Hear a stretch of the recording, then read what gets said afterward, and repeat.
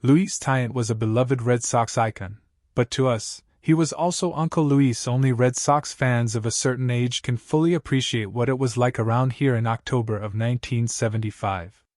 That's almost a half-century ago, so young folks will have to believe us when we tell you that there was truly nothing like the El Tiant phenomenon when the Red Sox had it going that season. Baby Boomer Sox fans with imaginations still hear chants of LOO-ie, LOO-ie bouncing around ancient Fenway Park. Know this.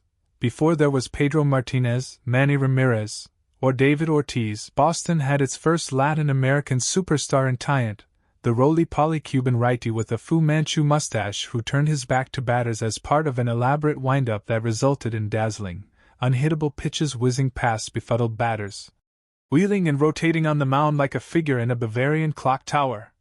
Wrote Roger Angell. I'll leave it to great scribes to explain you why Tiant should be in the Hall of Fame, every bit as good as contemporaries Catfish Hunter and Don Drysdale, who got in, or how he dazzled the world champion Big Red Machine with a 5-hit shutout in the first game of the greatest World Series ever played in 1975. Baseball bards can describe Tiant's contortion-powered windup, his epic 1968 season in Cleveland, 21-9, 1.60 ERA. 9 shutouts, or his 2-hit shutout of the Blue Jays that sent the ill-fated Red Sox into the 1978 Bucky Dent playoff game against the Yankees. They'll probably have lots to say about Tiant's otherworldly 155-pitch complete game effort in a 5-4 Game 4 victory against the Reds in the aforementioned greatest World Series ever played. Tiant pitched for 6 teams in a 19-year career, but made his legend in Boston with 122 wins over 8 seasons after it looked like his career was over because of injuries. Oh, and there was the cigar. Tiant was rarely seen without the stogie, and this is where I'll forever focus my memories of Luis. For a couple of weeks at almost every Red Sox spring training of this century, Luis and I lived in the same hotel, the non-palatial Bell Tower Homewood Suites off Route 41 in Fort Myers, for I always knew where to find him after dusk. His lovely wife, Maria, wouldn't let him smoke in the hotel, which made it easy to find him in the early evening hours after the Homewood staff had put away the free, nightly lobby spread of crackers, cheese, salad, and meatballs. All I had to do was wander out the front lobby, walk across the parking lot toward the adjacent Doubletree, and soon I'd be hit with the aroma of a CO Arcana thunder smoke wafting through the swampy Lee County night. Following the smell, I'd soon be face to face with Luis, sitting at the wheel of his black Cadillac Escalade, window open, ready to talk about pitching to Mickey Mantle or Pete Rose. Or anything else you wanted. Later in the night, Tiant and fellow Cuban Tony Oliva could be found playing dominoes with their wives at a table for 4 in the Homewood lobby.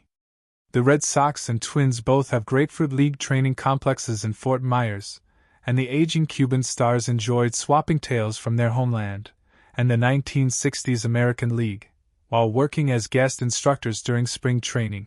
Spring at Homewood featured quiet days and nights, plenty of sunshine, flat spaces suitable for walking, and an infinite reservoir of downtime. Some would call it boring, but snowbirds and old folks love it. In this spirit, several of my siblings, adult children, and nieces came to Florida to soak up February/March rays and eat free meatballs at Homewood. This is how Tiant became Uncle Luis in the extended Shaughnessy family. My older sister Mary, born in 1942, widowed in 2009, and stricken with dementia in her final years, loved seeing El Tiant in the Homewood lobby. He was very sweet to her always. Mary's daughter Colleen recalled Tuesday after learning of Luis's death. Even after she was unable to talk, she continued to recognize Luis always. And he knew her. Seeing my sister, Luis would cross the room, bend over, and gently plant a small kiss on her cheek. Mary last saw Luis at Homewood in February of 2020, and she still had his photo on the wall of her room when she died a year and a half later. When I last saw Luis at spring training in 2023, I told him my sister had passed. He expressed his condolences, touched his heart, then asked about Mary's grandson, a young boy who was only 4 when Luis took a photo with him at Homewood in 2019. Elias is doing fine and loves baseball. Today he's playing travel ball for the Harlem Hellfighters. He's a right-handed pitcher. I think Luis would like that. Someday soon we'll show Elias videos of Uncle Luis wheeling and rotating on the mound like a figure in a Bavarian clock tower, pitching as performance art. The kid won't believe his eyes. You really had to be there. There will never be another Luis Tiant.